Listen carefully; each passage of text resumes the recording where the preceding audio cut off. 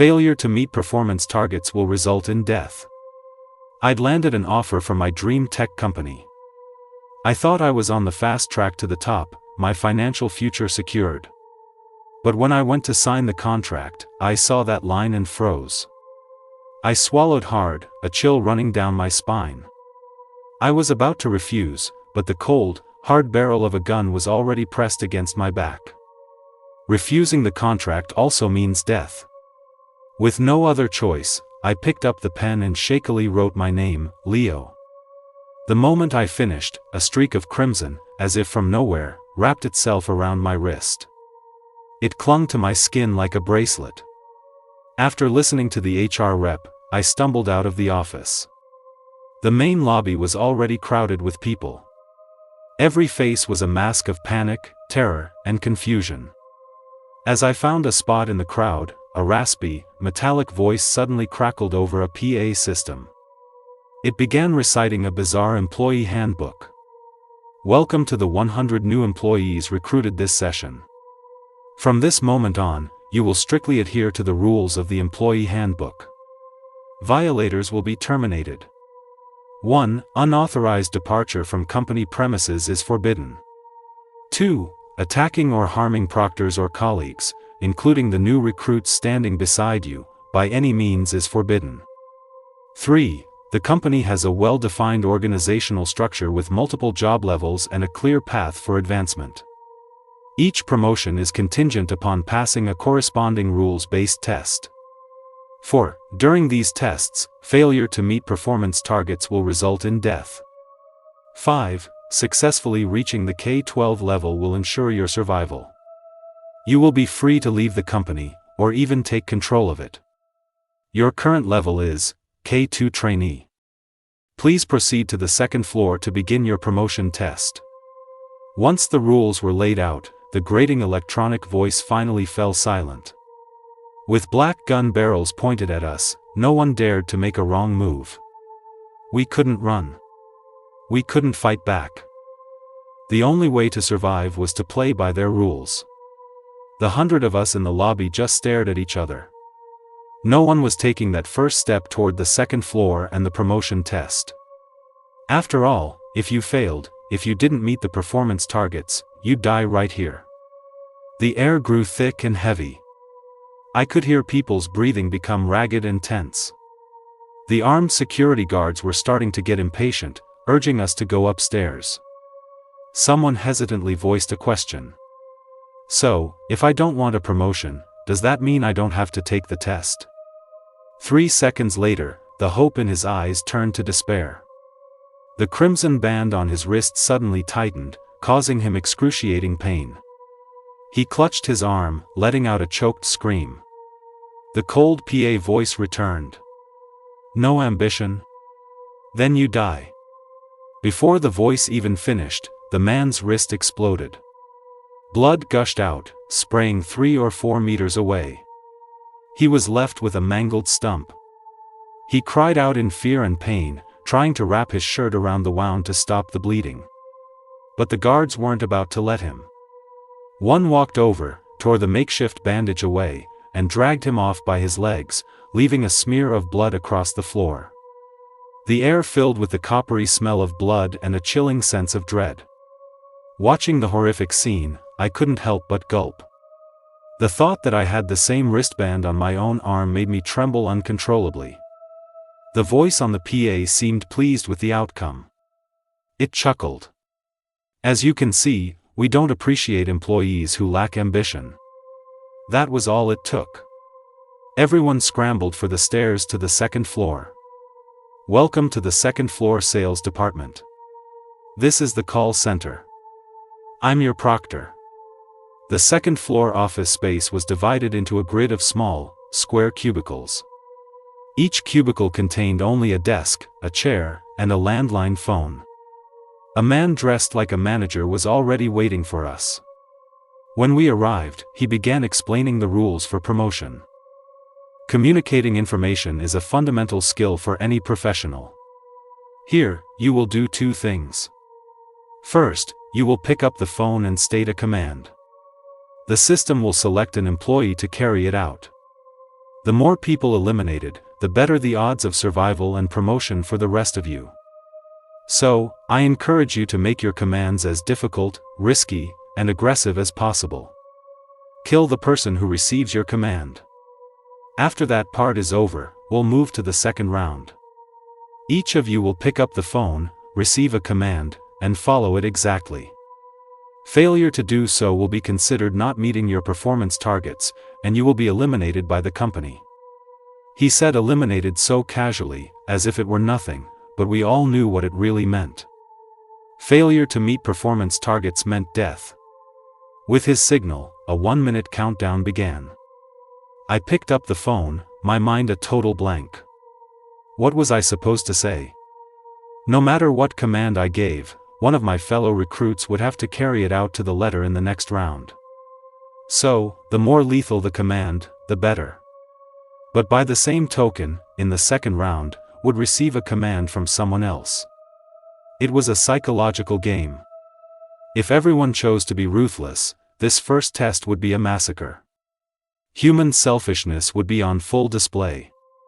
I could already imagine how few would walk out of this office alive.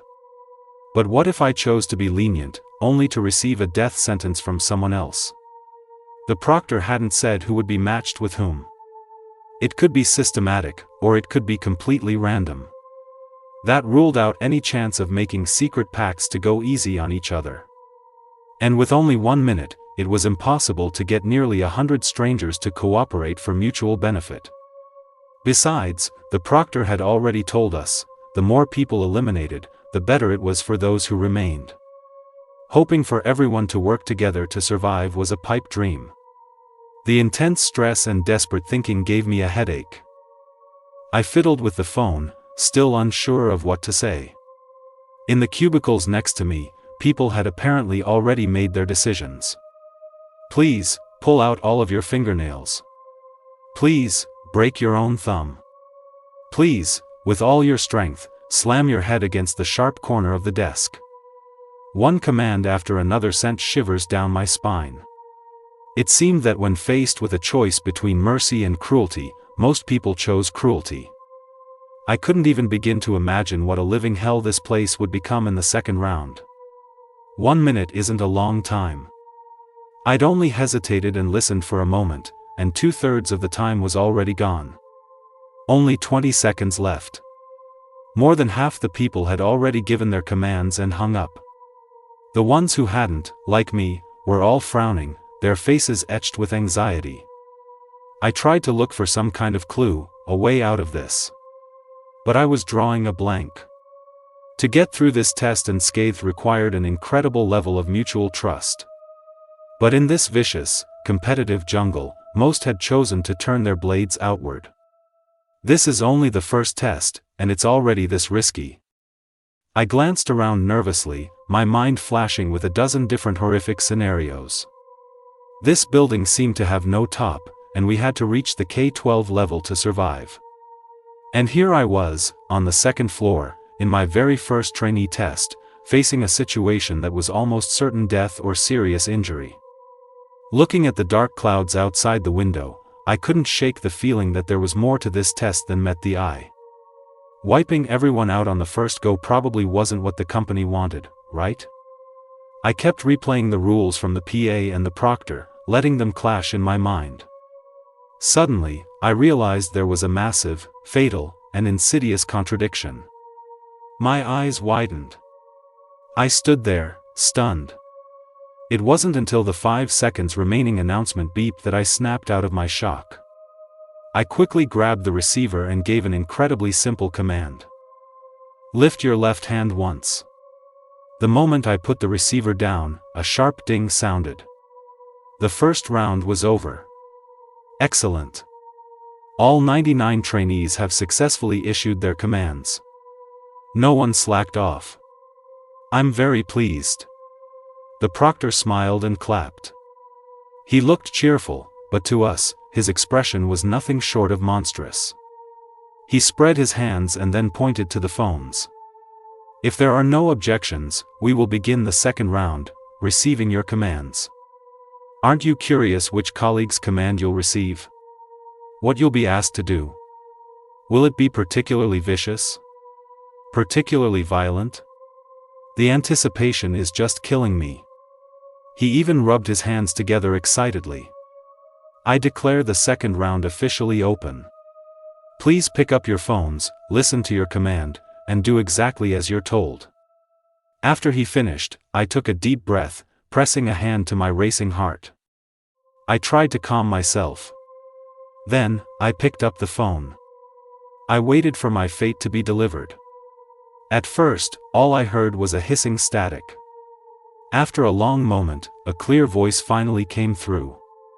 The voice was crisp, but laced with an urgent tension. It was very familiar.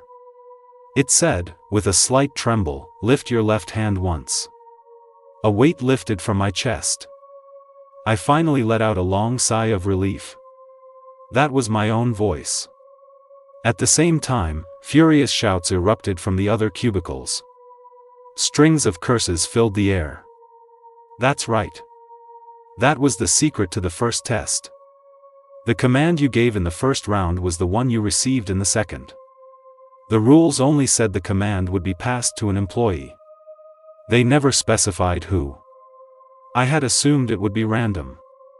But as I was going over the rules, I spotted something fishy. Back in the lobby, the main rules from the PA system had explicitly stated, attacking or harming proctors or colleagues, including the new recruits standing beside you, by any means is forbidden. So why would they create a test that forced us to kill each other? It was a direct contradiction. Could the company have been that sloppy when designing its tasks, completely ignoring its own internal logic? After a moment's thought, I dismissed that possibility. The conclusion was obvious. The only way both rules could be true was if the command you issued was ultimately delivered to you. That way, you could only harm yourself. The proctor's words were meant to mislead every single one of us. Blood-curdling screams echoed all around me. He started a countdown. Everyone had to pay the price for their own command. I gently lifted my left hand, held my breath, and watched the hell on earth unfold before me. Blood flowed freely between the cubicles. As we walked out of the sales department, the PA voice crackled to life again. Congratulations on completing the test and being promoted to K5 specialist. Current number of survivors, 33. Hearing that, I felt a new wave of fear. A single introductory test had wiped out 2/3 of the recruits. Next, please proceed to the 5th floor for your second promotion test. This time, the theme is focus and cooperation. Climbing to the 5th floor, we were met by a long hallway. The hallway was lined with small glass-walled rooms, each containing a round table and wooden chairs. Welcome to the 5th floor. This is the records department. A proctor smiled, gesturing with his hand. He divided us into groups of 3 based on our arrival order and led each group into one of the 11 rooms. The PA announcement had mentioned that the theme for this round was cooperation. That meant the other 2 people in this room were likely my teammates for this test. After a brief introduction, I got a basic sense of them. One was named Ethan, the other Annie. Ethan was a middle-aged man with gold-rimmed glasses, his lean frame neatly dressed in a dark suit. He spoke concisely and seemed relatively calm. Annie was a young woman in a white shirt with her hair in a ponytail. She had a touch of baby fat on her cheeks and looked more like a recent college grad. Just as we finished introducing ourselves, the proctor's voice came from outside the door. The test was beginning. The work in the records department requires the utmost precision in data entry. In front of each of you is a notebook. You will have 15 minutes to write the numbers from 1 to 1000 in sequential order. Any mistakes or exceeding the time limit will result in immediate elimination. Please note, this is a group task. Each group has 3 members.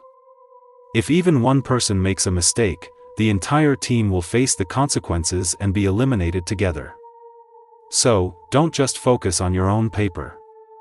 Keep an eye on your partners at all times. The countdown will begin in 3 minutes. Good luck. After hearing the rules, I instinctively glanced at the paper and pen on the table. I broke out in a cold sweat. I'd played this number writing game before. A few years ago, there was a carnival booth near the mall that used it as a gimmick. It was free to play. You had a set time to write from 1 to 500. If you succeeded, you got a stuffed animal. If you failed, you had to pay $20. The owner made a killing off that game. At first glance, the task seems incredibly simple, almost laughably easy. Everyone feels confident they can do it. But once you actually try, you realize how difficult it is. During the long, repetitive, mechanical process, a single moment of distraction can ruin all your previous effort. It's a huge test of concentration. On top of that, the dense grid of numbers causes severe eye strain, which dramatically increases the chance of making a mistake. If I remember correctly, when I tried it, I failed somewhere around 300. And the requirements here were even stricter than at the carnival. Not only was the target 1000, but there was also a time limit. 15 minutes meant you had less than a second for each number. But the deadliest part was that succeeding on your own meant nothing. If a single teammate made one mistake, all of us would be sent to our doom. The pressure mounted, and my breathing grew shallow. This was going to be hard. An anxious atmosphere settled over the glass-walled room. The three of us fiddled with our pens and paper in silence. Sweat soaked the back of my shirt. Failing a carnival game just meant you lost. Worst case, you were out a few bucks and felt annoyed for a little while. But failing here had only one outcome. Death. The threat of death hung over us like a giant weight, making my grip on the pen feel stiff. The pep talk I had planned to give got stuck in my throat. Finally, Ethan cleared his throat, breaking the silence. Ladies and gentlemen, our lives are now tied together. Does anyone have anything they'd like to say? Annie took a deep breath and tightened her grip on her pen. I promise I'll give it my all. I'll avoid any mistakes and won't drag you down. I nodded. Same here. Ethan's lips curved into a slight smile as he opened his hands. Relax, I'm not questioning either of you. This is a life or death situation. We're holding each other's lives in our hands. I trust you wouldn't joke around with your own life. But in my opinion, this test of willpower is incredibly brutal. A single lapse in concentration, even for a second or two, could lead to a fatal error. If we all work alone, the probability of failure is just too high. I can't even guarantee I'd make it myself. So, I have a proposal for cooperation. Over the next 2 minutes, Ethan laid out his plan. To eliminate the risk of our minds wandering as much as possible, we would say each number out loud before writing it down. Once our mouths and minds were in sync, we would carefully write the number. And as we wrote, we would also tap our feet lightly on the floor. The multiple overlapping tasks, sound, movement, and writing, would minimize the chances of zoning out or getting stuck. To avoid our voices mixing and causing interference, we would take turns calling out the numbers. One person per number, in a repeating cycle. This would serve as a mutual reminder and keep us all on track. After hearing his plan, I couldn't help but marvel at Ethan's composure. In such a tense atmosphere, he had managed to stay calm and quickly devise a logical strategy. It would be more tiring than just writing, but the safety it offered was a massive improvement. We weren't afraid of hard work, just mistakes. With a command from the proctor, the countdown began. Ethan started us off, and we began our synchronized counting. 1. The room filled with the shoo-shoo of pen on paper and the soft tap of our feet. 2. 3. The numbers at the beginning had fewer digits, so we moved quickly. In just 5 minutes, we had already written over 400 numbers. The progress was encouraging. If we could just keep this steady pace, we might even finish early. But just as I was feeling confident, counting and writing, a blood-curdling scream suddenly pierced the air from another room. A series of sickening thumps followed. I knew what that sound was. It was the sound of another team's members bursting apart. The screams were so loud they nearly drowned out Annie's voice as she called out the next number. A wave of panic shot up my neck, making my veins pop. My arm went weak. My handwriting became crooked. I almost made a mistake. I barely managed to write the correct number when two more agonizing cries echoed from that same room. The teammates of the one who had made the mistake were eliminated too. Cold sweat dripped from my chin as fear surged through me. I almost stopped writing, frozen in place. Thankfully, Ethan deliberately raised the volume of his voice, forcing me back to reality. I slowly calmed down and continued writing. This kind of interruption happened 3 more times. Each time, it was terrifying, sending my adrenaline into overdrive. My nerves were stretched to their absolute limit. It wasn't until Ethan called out the final number that I was finally able to let out a long breath. I wrote 1000 heavily on the white paper. The immense weight lifted from my shoulders, and I felt completely drained. I collapsed back into my chair, my body limp. We had finished in 14 minutes. We had made it. A minute later, the countdown ended. Besides our group, 5 other teams had successfully passed. One group was eliminated for not finishing in time. I watched as the 3 of them fell to the ground in agony, their wristbands glowing a deep red, like a lit fuse on a stick of dynamite. Then, their entire bodies detonated. They were reduced to fragments, crammed into the tight space of the room. The transparent glass seemed to have a new, blood-red filter. Even though I'd seen it so many times today, I still couldn't get used to it. I couldn't stop myself from dry heaving. The PA voice crackled on right on cue. Congratulations on completing the test and being promoted to K7 supervisor. Current number of survivors, 18.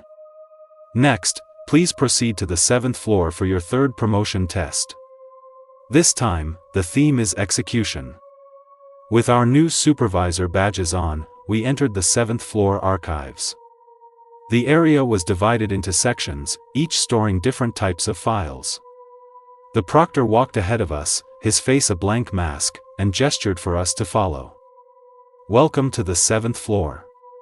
Here, you will pass through 3 storerooms in sequence to reach the next stage. The storerooms are connected. Each has a single door, and on each door is inscribed an unbreakable rule for that room. No matter what happens inside, you must obey it. Otherwise, you will be eliminated immediately. Remember, unwavering execution is a valuable quality in a professional. I will be waiting for you at the end of the 7th floor. Good luck. With that, he smiled and turned to leave. He left us with nothing but his cryptic rules and a dark wooden door. The door was covered in white scratches. They formed a few messy words: "Don't turn back." I took a deep breath, steeling myself for what was on the other side. My mind raced with possibilities, wondering what kind of scene awaited us. After the brutality of the first 2 tests, nothing in here would surprise me. But when I pushed the door open, I was stunned. Behind the door, other than neatly arranged file cabinets, there was nothing. At the far end of the room, a second door stood alone. It was less than 30 meters away. In other words, there were no obstacles. As long as we didn't look back, we could easily pass the first part of the test. Why is the 3rd test so simple? My eyelid twitched, and I squeezed my fist. For some reason, in a company that killed without a second thought, the safer a place looked, the more it worried me. The lighting in the archive room was dim. It felt as if a predator was lurking just ahead, waiting with its jaws wide open. Once everyone was inside the storeroom, the wooden door slowly swung shut.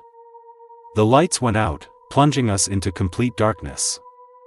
I wiped the cold sweat from my forehead and, relying on memory, began to carefully make my way toward the next door. Ethan and Annie, my teammates from the last round, were right beside me. Having been through a life or death situation together, we had built a decent level of trust. Plus, the company rules forbade harming colleagues. So, after a quick discussion, we had agreed to stick together for the upcoming tests.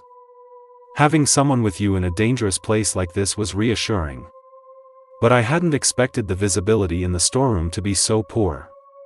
After just a few steps, I lost track of them in the shuffling chaos.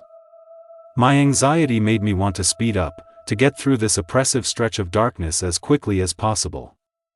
But the floor here felt like a sticky swamp. No matter how anxious I was, I could only move forward slowly. In the absolute darkness, everyone's breathing was ragged, our steps stumbling. A feeling of oxygen deprivation crept over me.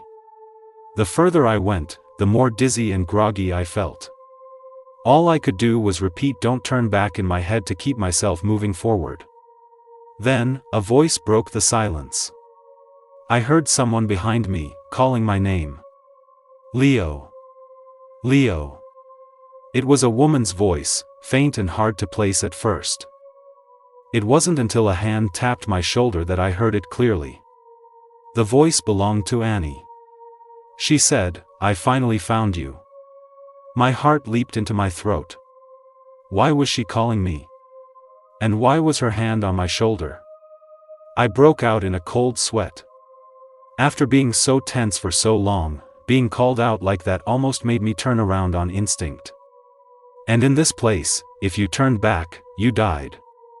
I swallowed hard, unsure if she was genuinely trying to find me or trying to get me killed. But wasn't harming colleagues strictly forbidden?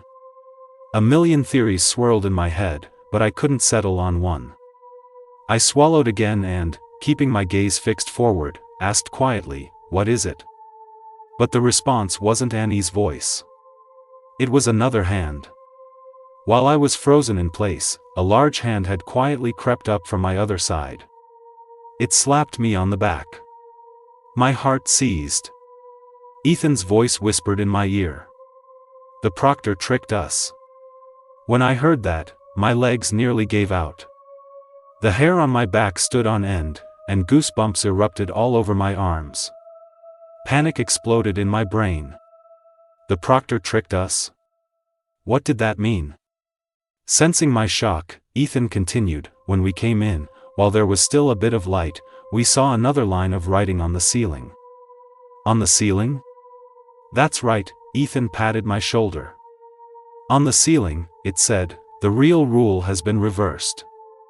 I was stunned. Reversed? Which means, Ethan nodded, to get out of this storeroom, we actually have to go back the way we came. Ethan's words hit me like a ton of bricks. How is that possible? Faced with my doubt, he sighed. Do you remember? The proctor said he'd be waiting for us at the end of the test, but he himself went back the way he came. He's a proctor. He doesn't have to go through the test like us. I shook my head. He probably has a shortcut. Your guess is possible, he said with a soft mm. But I'm more inclined to believe the exit is where we started. That would also support the clue on the ceiling. Besides, he said, waving a hand before I could respond, and then posed a question, have you noticed that the further forward we go, the harder it is to walk? Yes, I feel like I can barely move. That's because we're heading down a dead end. Ethan gave a bitter smile. This test isn't about execution at all. It's about observation. In the darkness, I couldn't help but suck in a sharp breath. I stood there, hesitating for a long time. Should I keep going forward, or should I trust Ethan? On one side was the proctor's rule. On the other, my partners who had just been through hell with me. The problem was, I hadn't noticed the ceiling when I came in. The ceilings in this place were high. You wouldn't see anything up there unless you tilted your head all the way back. If I had just paid more attention then, I'd know if Ethan was telling the truth now. But there were no do-overs. This was a life or death test. If I made the wrong choice, I was done for. Seeing me frozen, Annie grew anxious. We can't wait any longer. The pressure in here is getting worse. I can barely take a step. I tried to lift my foot. She was right. Seeing that I still couldn't make up my mind, she sighed and took a step back. We're right in the middle of the storeroom. If we don't decide now, we might not make it out even if we turn back. If you don't want to come with us, we're going. Then, I heard the sound of them quickly turning around. Their hands left my body at the same time. The sound of their feet shuffling on the floor grew fainter as they moved away from me. In the darkness, I didn't dare turn my head. I just stood there, paralyzed by indecision. My mind was a chaotic mess, like two people screaming at each other. A loud ringing filled my ears. My legs were starting to burn with fatigue. I had to make a choice, and soon. Continue forward, or go back. What was the right move? Just as I was about to be completely overwhelmed by anxiety, a new thought sparked in my mind. Something was wrong. During that whole conversation, I had been so caught up in the tense atmosphere that I'd let Ethan and Annie lead me by the nose. I had instinctively framed the problem as a test of trust. Should I trust the proctor unconditionally, or should I trust my partners?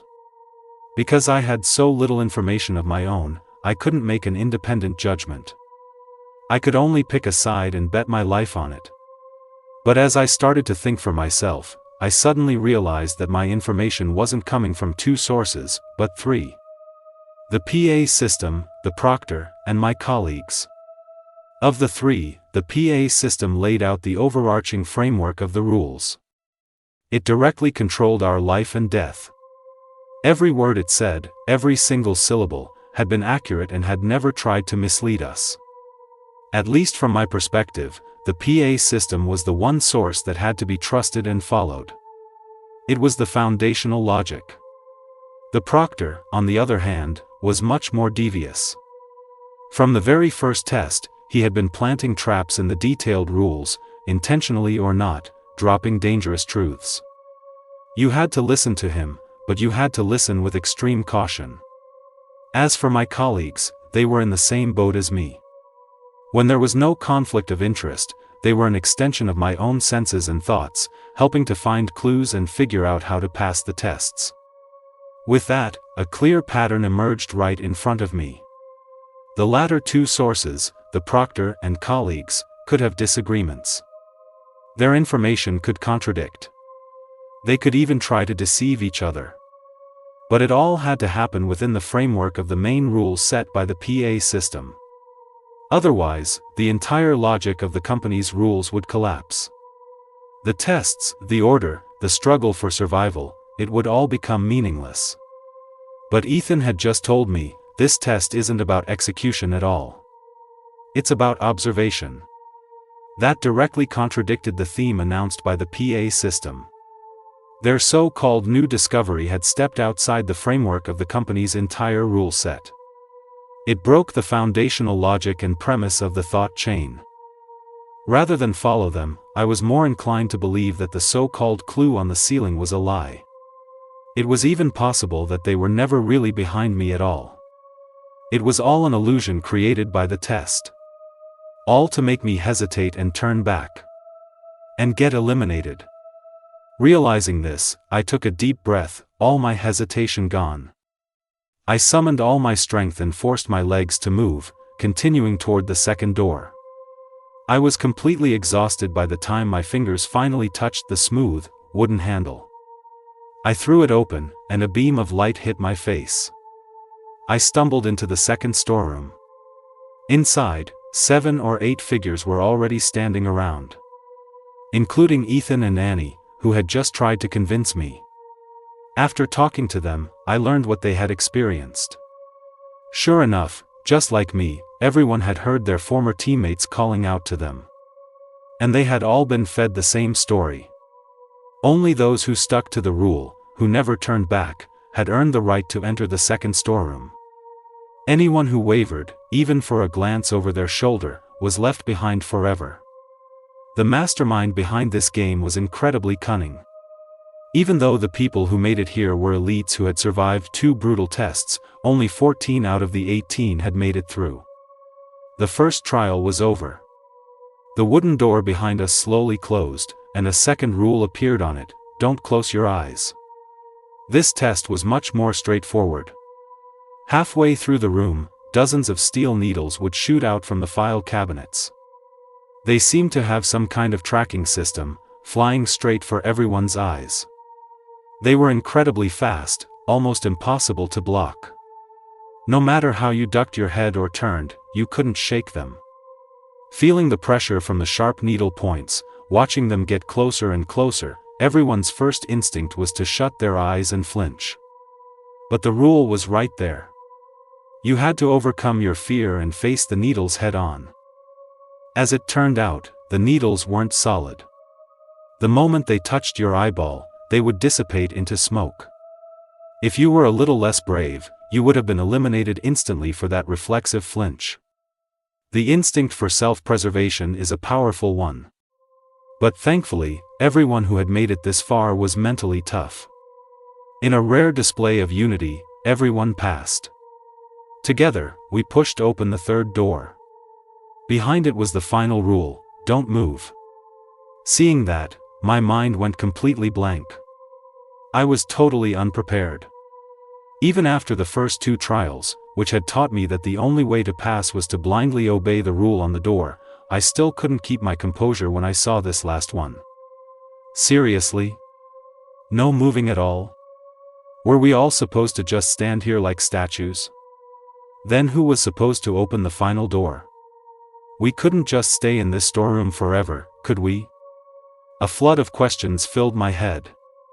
I had the urge to scratch the back of my head but forced myself to stay perfectly still, not daring to take a single step. I didn't even dare to move my facial muscles. After a long silence, someone finally broke the stillness, whispering a question. "What do we do now?" Although no one answered him, we all let out a collective sigh of relief. He wasn't dead. That meant small facial movements and talking were allowed. I quickly looked over at Ethan and Annie. "Do you guys have any ideas?" They were silent for a moment before giving the same answer. None at all. Time slowly ticked by. Before we knew it, we had been standing in the storeroom for nearly 20 minutes. Motionless. We didn't even dare to shift our stance. We could only speak in whispers, terrified of violating the unbreakable rule. But at this rate, there was no end in sight. From holding the same position for so long, my muscles were already starting to ache. If we didn't figure out a way to escape soon, someone was bound to collapse. But the most critical question was, under these restrictions, how were we supposed to reach the other side and pass the test? The questions plagued us. We discussed it for a long time but came to no conclusion. Except for one lucky person who had been leaning against a wall from the start and had it a bit easier, the rest of us were on the verge of collapsing. No one knew how much movement would trigger an elimination, and no one dared to be the first to find out. With no other options, I could only hold my breath and continue to endure in silence. It wasn't until half an hour had passed that something in the storeroom finally changed. A flicker of fire suddenly ignited in front of us. It spread rapidly, forming a horizontal wave of flames. The scorching red light hit my face, and the air itself seemed to shimmer with heat. The temperature in the entire storeroom was rising quickly. "Are they trying to burn us alive?" Hearing Annie mutter beside me, I couldn't help but swallow hard. "This is probably the rule's way of forcing us to make a move and break the stalemate," Ethan explained. "You could think of it as another kind of countdown." The wave of heat slowly advanced. The distance between us and the fire was shrinking. Sparks shot out from the deep red flames, flying everywhere. One landed on my face, and the searing pain almost made me scream. But to keep my movements to an absolute minimum and avoid breaking the rule, I forced myself to endure it. I could handle a few sparks, but how was I supposed to handle the wall of fire that was getting closer and closer? Sweat ran down my cheeks to my chin. Everyone was incredibly tense. We could only watch helplessly as time slipped away. 10 seconds, 20 seconds, 1 minute, 3 minutes. The storeroom was about to be completely consumed by the inferno. It took just over 5 minutes for the fire to reach the corner where we were standing. We didn't have much time to think at all. In the cramped, claustrophobic space, I could clearly hear everyone's heavy breathing. The scorching heat, the tense atmosphere, the impossible situation, the visible approach of death. The situation changed dramatically when the flames finally touched the first person. The moment he was burned, he let out a piercing scream and started frantically slapping at his body, trying to put out the terrifying fire. But the flames seemed to have a mind of their own, only growing larger. With no other choice, he started running toward us, desperate for help. However, the instant he took his first step, the wristband on his arm began to glow. Right before our eyes, it was as if an invisible knife was carving him up. He slowly broke apart, piece by piece. The fragments fell to the ground in a scattered mess. A blurry, unrecognizable shape. He had been eliminated. The scene was horrifying, and the flames were closing in. This tiny last stand had become our own personal hell. The problem was right in front of us. It wasn't just a mind bender anymore, we were about to be literally burned. But given the speed of the fire, we had less than a minute and a half to struggle. What do we do? What do we do? Feeling the skin on my face about to blister, I couldn't help but ask in a low voice. I was not only asking for my partner's opinions but also forcing myself to think, to find a way out. Faced with the oppressive wall of fire, even the usually calm Ethan was at a loss, his voice strained with pressure. The theme of this test is execution. If we take it literally, the only thing we can do is follow the rules, which means, don't move. Hearing this, I frowned slightly. So, we just wait here to be burned to death? There's no other way, he shook his head. I've been observing every storeroom from the beginning. I haven't found any useful clues. But, he had just finished speaking when he made a soft TSK sound and suddenly asked, if you had to choose between being eliminated and walking into the fire, what would you choose? I was silent for a moment, then answered, we've seen what happens when you're eliminated many times.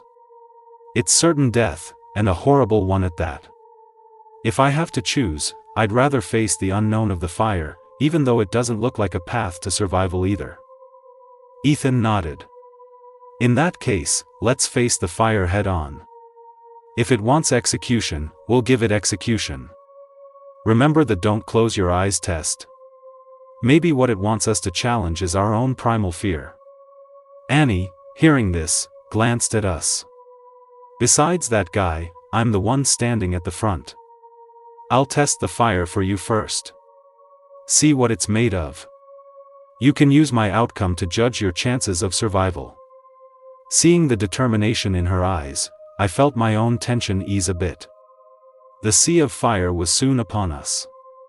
Annie, standing a little ahead of us, was the first to be touched by the flames.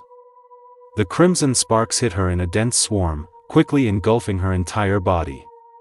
The flames, which had just been flickering, shot up to a person's height in an instant, swallowing her whole. I could clearly see the agony contorting her face as the fire burned her. Her jaw was clenched, her body trembling, her back arched in pain. But she only let out a few muffled grunts, enduring it. From start to finish, she didn't change her posture or make any major movements. Watching this brutal scene, Ethan and I held our breath. I had to admire her courage and resilience. It was beyond anything I could have imagined. Of course, the scene only lasted for less than 3 seconds. In the blink of an eye, Annie was completely consumed by the fire. She vanished without a trace. I didn't know if she had been burned to ashes and scattered into the thick smoke, or if she had passed the test. Faced with this, all I could do was sigh and await the fire's arrival. The intense heat quickly swallowed me, wrapping me in a scorching inferno. Everything around me was a blur of red. I felt like I was being melted alive. The pain from all over my body compounded, threatening to make me explode. But I didn't dare to move a muscle. I could only stand there, silently enduring it all. Even a tiny shift could violate the storeroom's rule and get me eliminated on the spot. Whether I burned to death or passed, this was my only hope. In the acrid smoke, I soon found I couldn't breathe. It didn't take long for me to reach the brink of death. A wave of dizziness hit me hard. I didn't even have the strength to open my mouth. But I remained rooted to the spot, terrified of falling. I don't know how long the agony lasted, but finally, through the billowing smoke, I saw a wooden door. It had appeared right in front of me. At that moment, a wave of relief washed over me. I didn't even have the strength to push the door open. I just fell through it. In that instant, I caught a glimpse of a figure leaning against the wall just beyond the doorway. It was a familiar sight. It was Annie. I had passed. Congratulations on completing the test and being promoted to K9 manager. Current number of survivors, 12. After a half-hour rest at the end of the 7th floor, the PA voice finally crackled on again. I had to admit, the people who could survive these brutal challenges one after another were no ordinary individuals. 18 people had entered the 7th floor archives, and an astonishing 12 had made it out alive. Although everyone looked battered and exhausted, it was the highest survival rate of all 3 tests. Next, please proceed to the 9th floor for your 4th promotion test. This time, the theme is observation. Unlike the other floors, which were designed as work environments, the 9th floor was the company break room. The proctor was lounging on a sofa, slowly sipping a cup of black tea. When he saw us arrive, he even gave an elegant please gesture. Welcome, everyone, to the break room. To survive here, you will need to use your powers of observation to their fullest extent. Or, you could call it your information gathering ability. You will have 5 minutes to memorize this scene, the tables, chairs, sofa, rug, and so on. Not including me, of course. After 5 minutes, you will form groups of 3 and re-enter the break room. In a nearly identical scene, you will find the single change or difference. Each person has only one chance to identify it. If all 3 members of a group guess incorrectly, the entire group fails and will be eliminated together. If the change is found within your 3 guesses, the entire group passes. Don't hesitate. The countdown has already begun. As I listened to the proctor's leisurely explanation of the rules, I processed the information. It wasn't until his last sentence that I was jolted into high alert. I turned my head and saw a clock on the wall next to him, counting down. There were only 4 minutes and 20 seconds left. The countdown had secretly started while he was explaining the rules. He had wasted a full 40 seconds of our time. Everyone cursed under their breath. Without even time to form teams, we all frantically started observing. Scanning every corner of the break room. I was about to join the memory-cramming frenzy when Ethan suddenly grabbed me and Annie. Do you two trust me enough? Our eyes met, and we instantly understood what Ethan was proposing. He wanted to team up with us again for this test. If we could confirm our team in advance and clearly divide the break room into 3 zones, with each of us responsible for one part, it would be far more thorough than each person trying to memorize the whole thing. We could spend significantly more time on a single spot. The only drawback was that we would know nothing about the other 2 zones.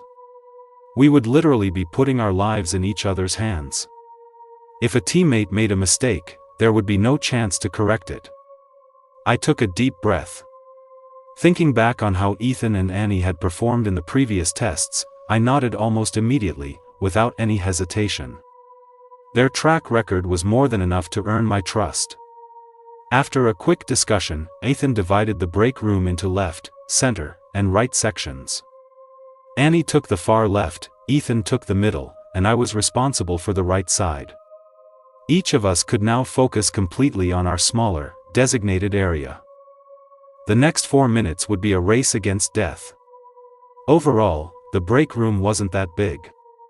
My section on the right was even smaller. But the number of details to memorize was immense. We had no idea how meticulous the company's test would be, or how different the scene would be in 4 minutes. Would it be like one of those spot the difference games, where the change is obvious at a glance? Or would it be hidden in some minuscule detail? We had no way of knowing. But judging by the difficulty of the previous tests, it was probably the latter. So we couldn't afford to miss a single inch. The 11 light yellow tea stains on the transparent glass coffee table. The direction the grain of the wood floor swirled. The pattern on the chair upholstery. Even things like the folds in the curtains, the water level in the vase, the length of the electrical cords, the signature on the wall art, the height of the ceiling, all of it had to be considered. We had to burn every one of these details into our minds, like a printer creating a perfect copy. And we only had 4 minutes. I swear, it was the shortest 4 minutes of my life. Not enough time. Nowhere near enough. A dozen figures bustled around the break room. I could see the extreme tension on everyone's faces. Not a single smile among them. Every time someone passed by me, I could hear them muttering under their breath. Everyone seemed to have their own method for memorizing the scene. Some were counting and numbering things, some were using mnemonic devices, and some were chanting in languages I didn't understand. Here, anxiety was like a contagious gas, passing from one person to the next. It was only getting worse. Thankfully, we had already divided the room, so I could focus on my one area without distraction, observing it over and over again. Until the 4 minutes were up. A ding sounded, and the proctor gestured for us to leave. I cast one last, reluctant look back before heading for the door. As I turned, I saw a faint sliver of sunlight peeking through a gap in the closed curtains. Outside the company building, the weather seemed nice, full of life. My spirits lifted. The thought of the colorful world outside strengthened my will to survive. I believed that as long as the rules left a path to survival, we could make it out of here alive. This test would be no exception. After we left the break room, the proctor ordered us to form groups. 2 of the groups were made up of people who had been teammates before and quickly came together. The remaining 6 people, after some brief negotiation, randomly formed 2 more groups. Once everyone was settled, the proctor led the first group back into the break room. The 9 of us waited outside. We waited for a full 5 minutes before the break room door finally opened again. But only the proctor came out. He casually tossed a few blood-stained wristbands on the floor, clapped his hands, and then brushed some blood off his sleeve. He smiled faintly. Next group. Seeing the 3 wristbands on the floor, everyone grew tense. These were people who had passed 3 tests in a row. They were no fools. Every one of them was meticulous, brave, and sharp. For 3 of them working together to be completely wiped out. A thick cloud of worry settled over us. The difficulty of this test was clearly no joke.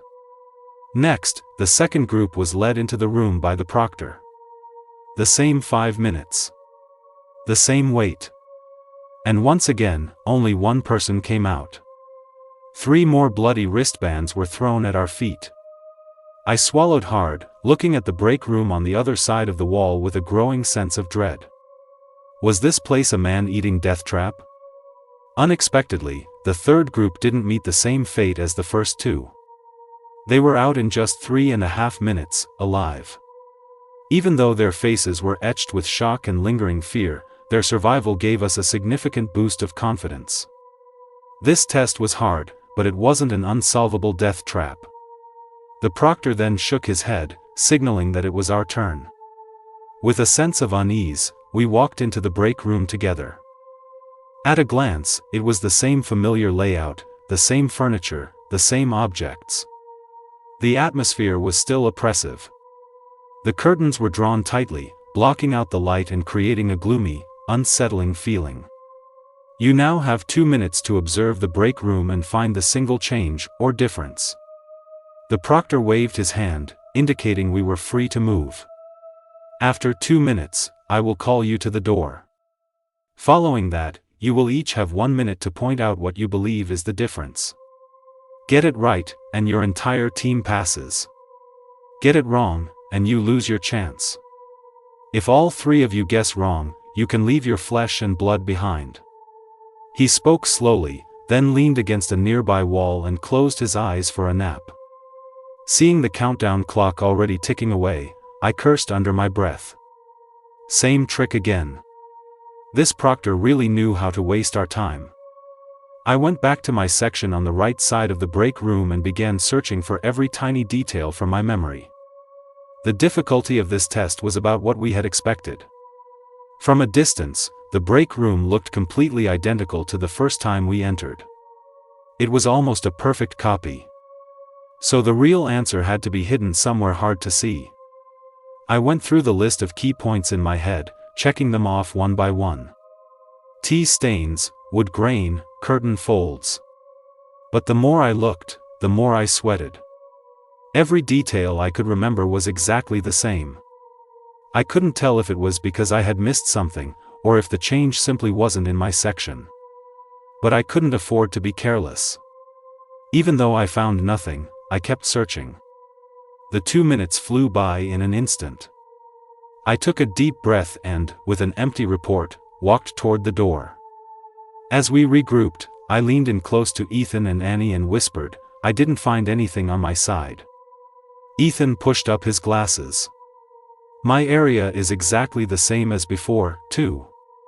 Hearing our reports, Annie froze. Her eyes widened in disbelief. The words she spoke next sent a chill down our spines, as if we'd been plunged into an icy abyss.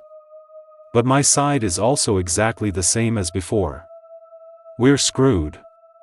That was the first thought that popped into my head. 3 people, and not a single one of us had found the answer. The worst-case scenario had happened, all 3 of us had come up empty. Now I finally understood the torment the first 2 groups must have gone through in that room. And I finally understood why the 3rd group, despite having passed, still had faces full of disbelief and fear. I never doubted Ethan's or Annie's abilities. But it was clear that the difficulty of this test was far beyond what we had imagined. Worse still, because we had been too clever for our own good and split the room into 3 sections, we now had no way to double-check each other's work. Each of us was completely in the dark about the areas we hadn't covered. "We're dead." I heard a faint whisper beside me.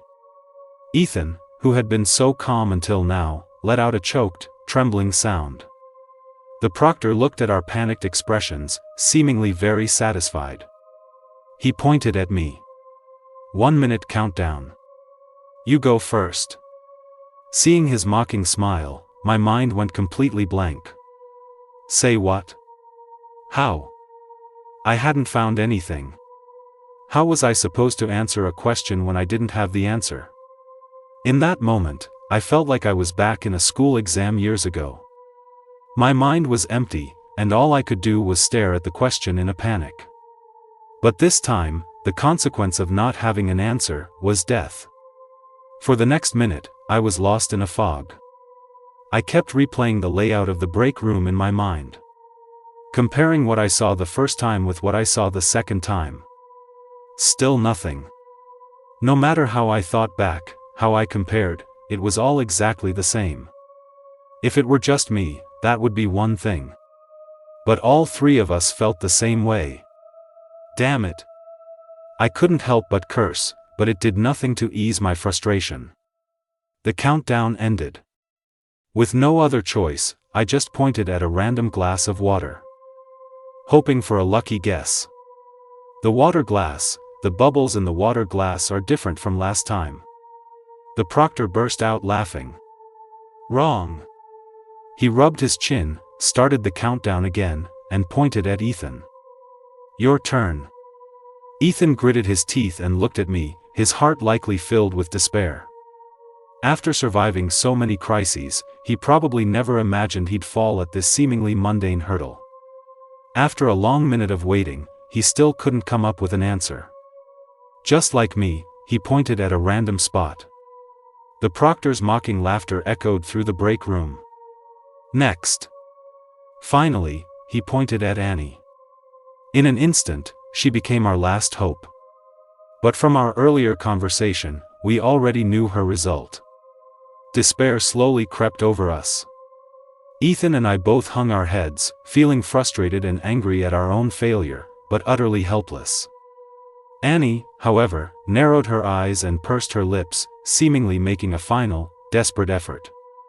Her gaze kept darting upward, as if she was thinking about something. Ethan and I didn't dare to disturb her. We could only wait in silence.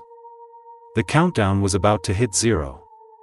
But just as the proctor was smirking, about to declare her out of time, Annie's head shot up. She snapped out of her thoughts. Her eyes were shining. Seeing this, I couldn't help but clench my fists, my eyes glued to her lips, waiting to hear what she would say. Had she found something? Under the gaze of 3 pairs of eyes, Annie let out a long breath. She gave us a small smile.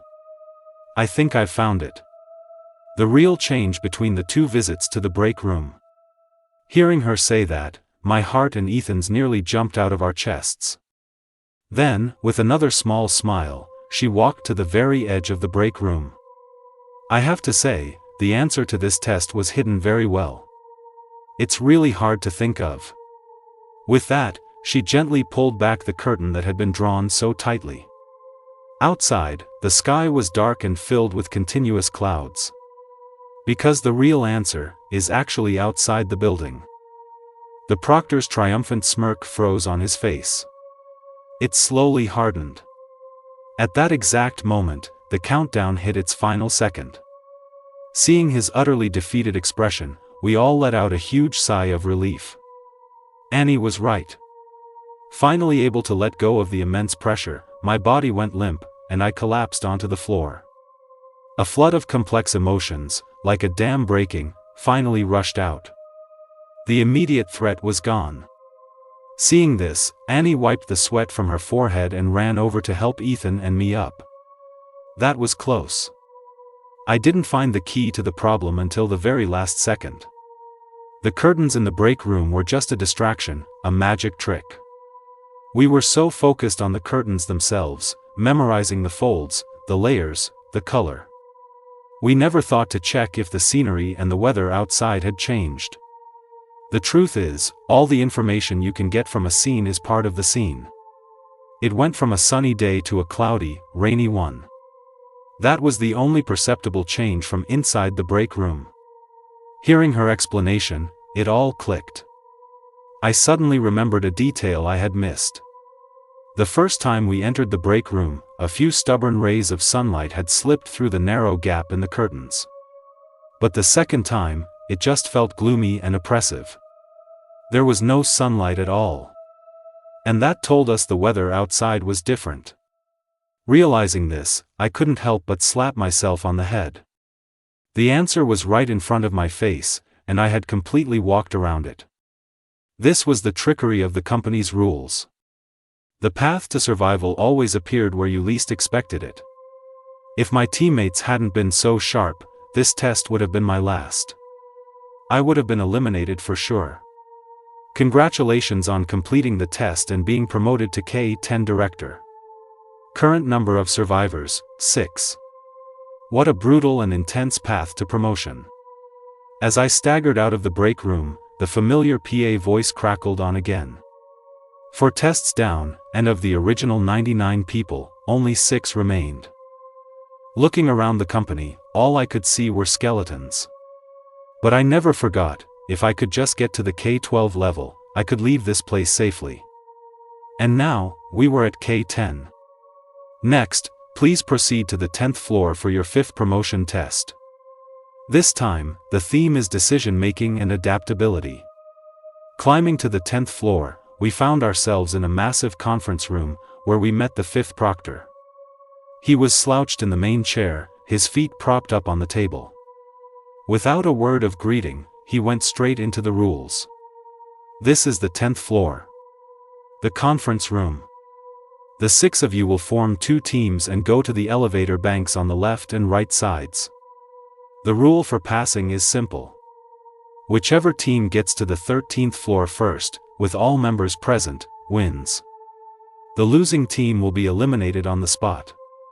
In this test, you are forbidden from attacking the other team's members or interfering with their actions. This will be a fair competition. After he finished, he casually closed his eyes and went to sleep. He left us completely bewildered. So, this test was a race? But the race itself seemed like a joke. Just see who can ride the elevator faster. Was this for real? Although I had 1,000 questions, we quickly pushed our doubts aside. At this point, no matter how ridiculous the rules were, the best course of action was to follow them. The three of us, now a familiar team, quickly grouped up and chose the elevator bank on the left side of the conference room. Each side had 2 elevators, side by side. Faced with a choice between 2, we had no idea what to do, so we just picked one and got in. Standing inside the elevator, we finally understood how strange this test was. No matter what we did, the button for 13 remained dark. Forget 13, even 12 and 11 wouldn't light up. Staring at the motionless elevator, I was confused. What's going on? Annie tilted her head, scanning the inside of the elevator. I knew it. The rules were never going to be as simple as he described. Ethan waved us out and into the other elevator. We ran into the same problem. The floor buttons were right there, but we couldn't activate them no matter what we did. All we could do was stare. Maybe there's a hidden switch somewhere. Annie suggested, and we started searching the elevator car. But we searched the entire car, top to bottom, and couldn't find anything out of place. This is so strange, Ethan said, pinching his chin, his brow furrowed. How are we supposed to make this elevator go up? Since it was a race, while we were investigating, we also kept an eye on the other side of the conference room. They also had 2 elevators over there and seemed to be just as stuck as we were. The 3 of them stood at the elevator entrance, pondering for a long time, but they were getting nowhere. This kind of baffling test was incredibly frustrating. I tried running over to the proctor to ask for more clues, but he kept his eyes closed, dozing peacefully, offering no response or hint. Faced with this bizarre situation, we were completely stumped. The condition for passing was clear enough, but what were we supposed to do if the elevators wouldn't move? To break the stalemate, Ethan proposed a few experiments for us to try. 2 people in the elevator, 1 person in the elevator, 1 person in each of the 2 elevators, nothing worked. It wasn't until we tried putting 1 person in the left elevator and the other 2 in the right elevator that something finally changed. The elevator with only 1 person in it could now light up the button for 11. It was still a long way from our goal, but it was a huge breakthrough. I excitedly ran out of the elevator to tell Ethan and Annie the news. But when we all went back in to check, the 11 button was dark again. No matter what we did, it wouldn't respond. It was as if nothing had happened at all. Weird. This was too weird. Faced with this incredibly strange phenomenon, I was at a complete loss. Was I hallucinating? Thankfully, Annie and Ethan then took turns repeating the same test. They confirmed what I had seen. And they came to a conclusion. The 2 elevators seemed to be connected in some way. When 2 people were in one elevator, the person in the other elevator could press the button for 11. But as soon as the 2 people left, the other elevator would go back to being dead, and stop working. What's the use of this pattern? I scratched my head, feeling like my brain cells were burning out. Since we had discovered this special pattern, it must have a purpose. But sending just 1 person to the 11th floor was useless for winning the race. There had to be a larger principle behind this small pattern. But no matter how we looked at it, I couldn't figure it out. Is this some kind of math problem? Annie had a pained look on her face, tracing invisible numbers on her clothes with her finger. We kept thinking and experimenting for another 5 or 6 minutes, but made no new progress. It wasn't until Ethan, who had been silent the whole time, suddenly took off his glasses and slapped his forehead. Then, his excited voice rang in my ears. I figured it out. It's so simple. What did you figure out?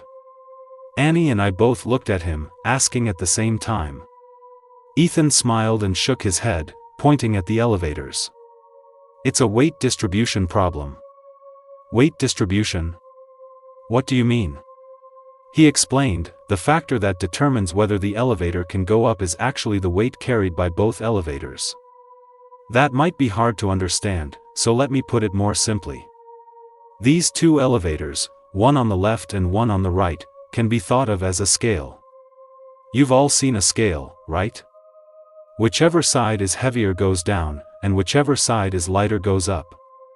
It's the same with them.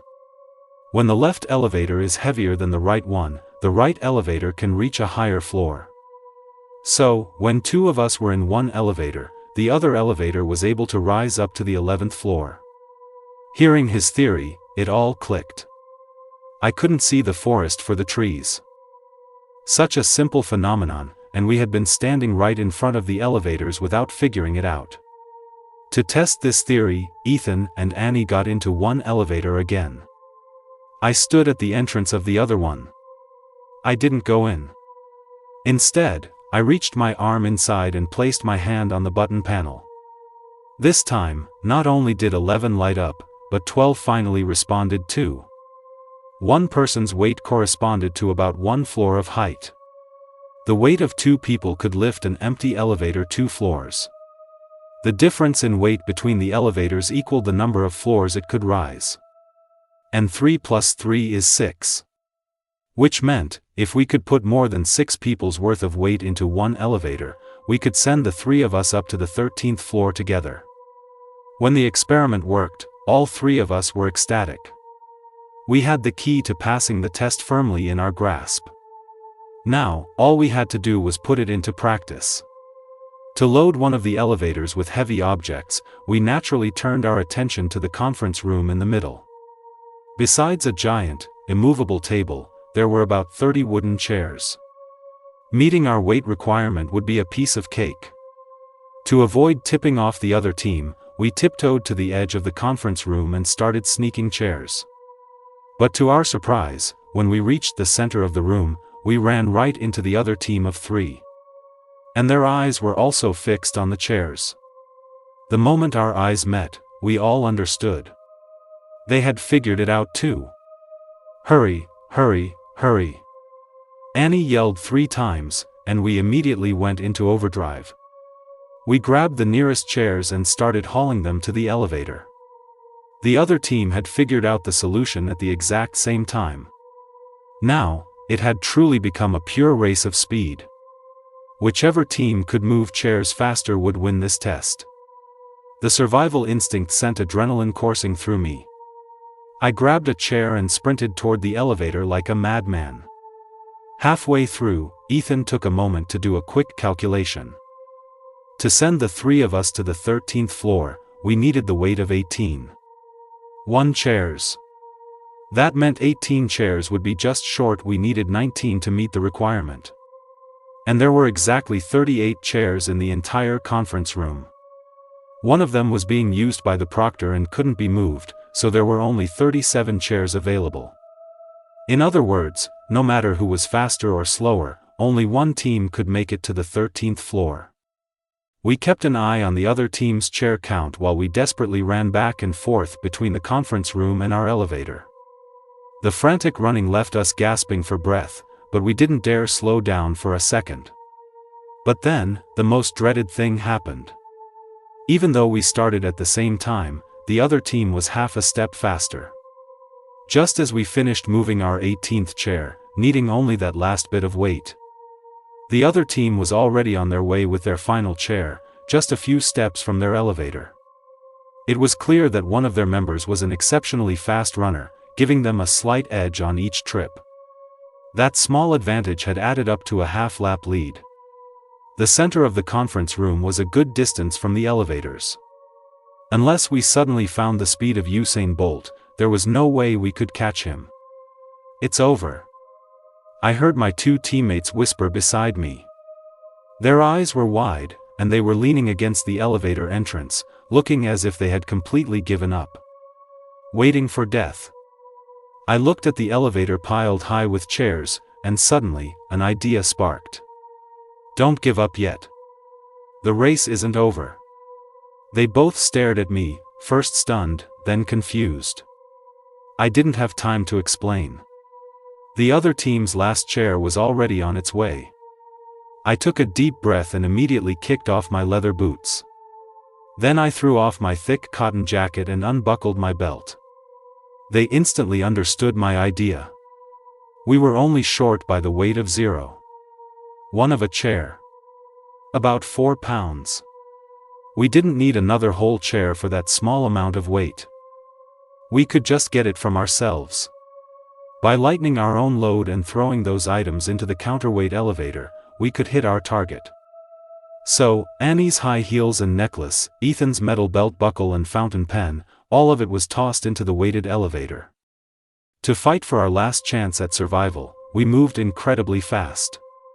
Just as Ethan stripped off his heavy jeans, leaving him in his long underwear, the 13 button in our elevator finally lit up. We had closed the elevator doors half a second before the other team. When the doors opened again, the familiar, staticky voice of the PA system was already on. Congratulations on completing the test and being promoted to K11 executive. Current number of survivors, 3. You are now just one step away from the K12 level. Please proceed to the end of the 13th floor hallway. Your final test awaits you there. We all let out a collective sigh of relief and walked side by side toward the last door. At the end of the 13th floor was a surprisingly small room. Inside was a long table, and behind it sat a well-dressed middle-aged man. He had a completely different air about him than the proctors from the previous tests. He stroked his chin, looking at us with an amused expression. Congratulations on reaching the final showdown. It's been a long time since anyone has made it this far. Before we could respond, he shrugged. I'm well aware of how difficult it is to get promoted in this company. To get here requires perseverance, intelligence, courage, teamwork, and even luck. All are indispensable. But unfortunately, in this next test, you will ultimately have to turn on each other. Partners who have been through life and death together, now fighting to the bitter end. What an exciting show that will be. Seeing him rub his hands together, I felt a flicker of annoyance. But deliberately harming colleagues is explicitly forbidden by the company rules. He had clearly anticipated this, and he just smirked and continued his explanation. Rules have exceptions. The K12 level is very special. It's essentially the ruler of the entire company. So, there is only one spot. But there are 3 of you here. So, let me tell you how to become the sole survivor. Have you ever heard of Russian roulette? I have a revolver here. Its cylinder can hold 6 bullets. But right now, I've only put 1 bullet inside.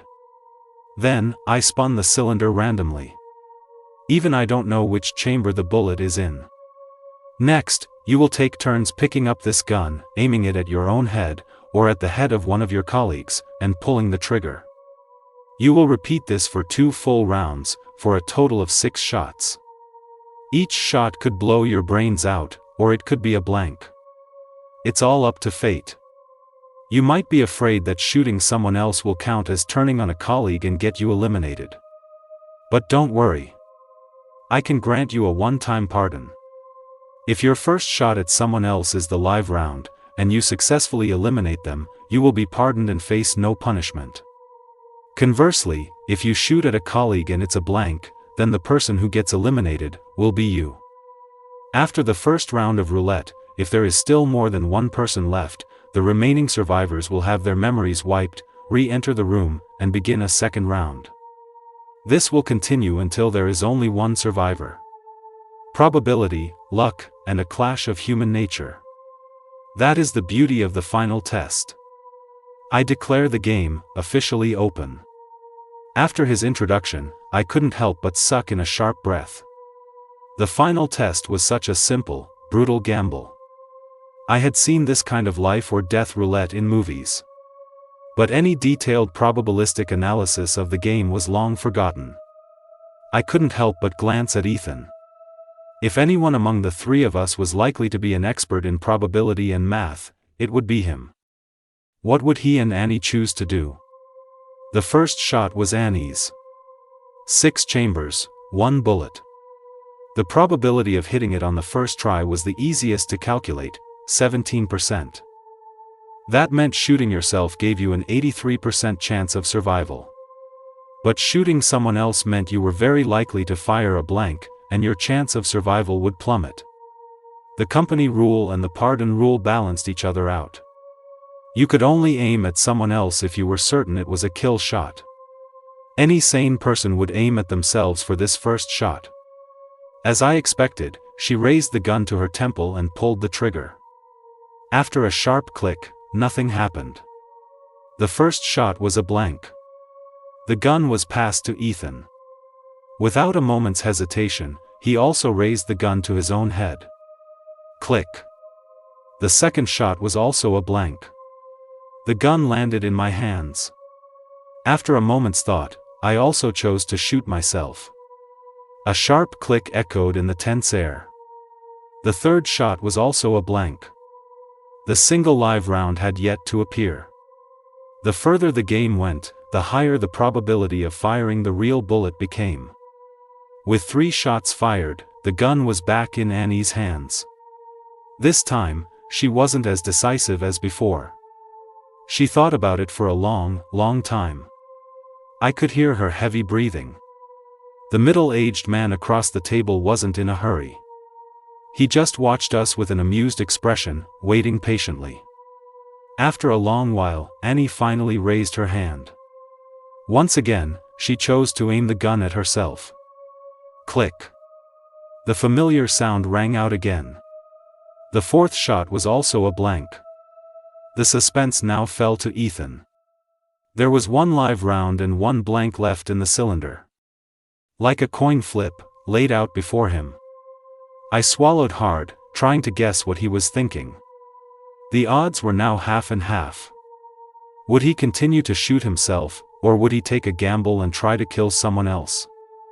At this point, the chances of life and death were equal.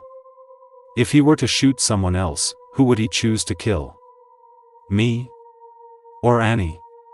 Seeing the conflict on his face, I felt my own heart clench. Tension, pressure, pain, hesitation, it was all tearing at our nerves. How to survive? Who would survive? These questions were driving me insane. After a long silence, Ethan finally chose to shoot himself. He squeezed his eyes shut, his body tense, and pulled the trigger. In that moment, we all practically stopped breathing. Until we heard a crisp click. The fifth shot was also a blank. My eyes widened in disbelief. My hands were shaking so badly I could barely hold the gun steady. The cylinder only held 6 rounds. The first 5 had all been empty. That meant the last one had to be the live round. It was as if fate had smiled on me. Everyone's life now hinged on this single shot. Everyone in the room held their breath, their eyes fixed on my right hand. I held the revolver, unable to move. Who to shoot? The last round was live. Shooting myself was certain death. Shooting someone else would guarantee a pardon. I wouldn't be eliminated by the rules. In other words, I could safely eliminate either Annie or Ethan right now. And start the second round. But would I really do that? I couldn't help but look up at the middle-aged man behind the table, at his calm expression. I started replaying every detail of our journey. I was looking for a way for all of us to survive. A way out. I carefully replayed every rule the PA system had announced. Every word the middle-aged man had said. The solutions to the first 5 tests. I even compared his voice to the one from the PA system. They were clearly not the same person. But what did any of that have to do with this? I watched his relaxed posture, one hand toying with the props on the table, the other always hidden behind it, never once brought out. What did that mean? As the scenes flashed before my eyes, my breathing grew more and more rapid. I felt like the truth was right in front of me, but I was always one step away from grasping it. The man clearly noticed my strange behavior. He cleared his throat and urged me on. I know you all have a deep bond, but time is almost up. Make your choice. I stared hard into his eyes and saw it, a flicker of an involuntary, flinching reaction. In that moment, I understood. I raised the gun. As Ethan and Annie watched in shock, I pointed the revolver at myself. I put my foot on the long table, catching the flash of panic in the man's eyes. I bet your gun is empty. I pulled the trigger. Click. The sixth shot was also a blank. No one was eliminated in this round. No one was shot. The three of us finally let go of all our pressure. But the middle-aged man, who had been so confident, looked as if he'd been struck by lightning and collapsed back into his chair. Ethan looked at me in disbelief. How could you make a decision like that? Annie's jaw dropped. How did you know the gun was empty? I took a deep breath, flexing my still trembling hand, and explained with a smile. Remember the idea I shared with you back in the third test? I've always believed that the rules announced by the PA system are the foundational logic of this entire company and its tests. They are the things that must be obeyed. And I just realized that his voice and the voice from the PA system are not the same. That means his rules are still bound by the basic rules. They can't have a higher priority than the ones from the PA system. But his so-called pardon could override the fundamental rules. It completely contradicted them. So I guessed that no matter how high his status seemed, no matter how confident he was just another kind of proctor. He had no power to change the original rules. The so-called pardon was just a lie. In this test, no matter what he said, we absolutely could not attack a colleague, or we would definitely be eliminated. And, I suspect he's not even a proctor. Hearing this, Annie let out a soft huh. Then what is he? I smiled faintly. From the moment we came in, whether he was explaining the rules or pulling out the revolver, he always kept his right hand under the table. He never showed it to us. Look at your own right hands, and you might guess why. Hearing this, they both raised their right hands and froze.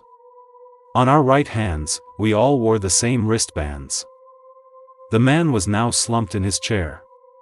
Ethan went over and pulled out his arm. Sure enough, there was a wristband identical to ours. So, he's actually a player in this game too? Hearing Ethan's guess, I shook my head. No. The 100 players in this round all met in the lobby on the first floor. He pushed up his glasses. Then you think? I took a deep breath and gave my answer. I think he was the sole survivor of the last game. The previous K-12. The fifth rule said that successfully reaching the K-12 level allows you to survive, leave the company, or even take control of it. He probably chose to stay and become the head of the company. Ethan nodded slowly. I see. Before he could finish, the man's wristband began to glow a deep red. As the three of us watched, it exploded. He burst into bloody fragments that splattered across the room. And on the chair he had been sitting on, a few lines of small text were carved. Final Showdown Rules. K-12 Defender, use all means of deception to make the new recruits kill each other. K-11 Challengers, all members must survive to pass. Just as I thought. His gun had been empty from the start. His mission was to trick us into hurting each other, breaking the rules, and meeting our deaths. If we had lost, he would have remained on his K-12 throne, looking down on the entire company. If we won, we would become the new K-12. Congratulations on completing the test and being promoted to K-12 helmsman. Current number of survivors, 3. With everything settled, the PA voice, as expected, came on again. Now, you have two choices before you. 1. Take over the company. Absorb the flesh and blood of every new recruit. All the new recruits who die will become your nourishment, converted into power in society, even treasures to reshape your bodies. You will walk among mortals with high status, enjoying everything the K-12 level brings you. You will have long life, endless wealth, everything people desire will be yours for the taking. Your only restriction is to keep this a secret. Of course, if new recruits successfully break through to the final showdown, you will have to face their challenge, just like the last defender. The second choice is to leave. Those who leave will receive no reward, only the scars you have accumulated. If all three of you choose to leave, the company will collapse due to the lack of a helmsman. You will also be permanently cursed by the company, plagued by illness and bad luck, and continue to live ordinary lives, or perhaps, lives that are even more insignificant than before. If you choose the first option, please take the elevator to the 14th floor to sign the agreement and view all of the company's secrets. If you choose the second, please leave through the main entrance on the first floor. This time, no one will stop you. Please, the three of you, choose carefully. After its final declaration, the PA system went completely silent. Not another sound. We knew we had reached the end. I turned to look at Ethan and Annie, stretched my stiff neck, and yawned. I wanted to see what they would decide. Stay, and enjoy immortality and endless riches, and learn all the secrets of the company? Or leave? When they met my gaze, they both turned to look straight at me. As for me, I already had my answer. I choose to leave. Annie tilted her head and smiled. I choose to leave, too. Ethan shrugged, adjusting his long bent glasses one last time. Same here. We looked at each other and smiled. Leaning on each other for support, we slowly made our way down to the first floor. This time, the black gun barrels were no longer pointed at us. We pushed open the main doors and returned to the world, together. In that instant, the company building collapsed behind us. Compared to endlessly exploiting others, to being the king of a bloody jungle, I much prefer this world of flesh and blood in front of me. Let that bone-crushing, flesh-devouring evil company vanish for good. Although there will always be more people willing to stand at the top of the pyramid, their mouths watering for batch after batch of new recruits, using the lives of others to fill their own desires. But that's not the world I want. And that's not the life I want. What I want is the sunlight outside the door, the sunlight that everyone can breathe equally.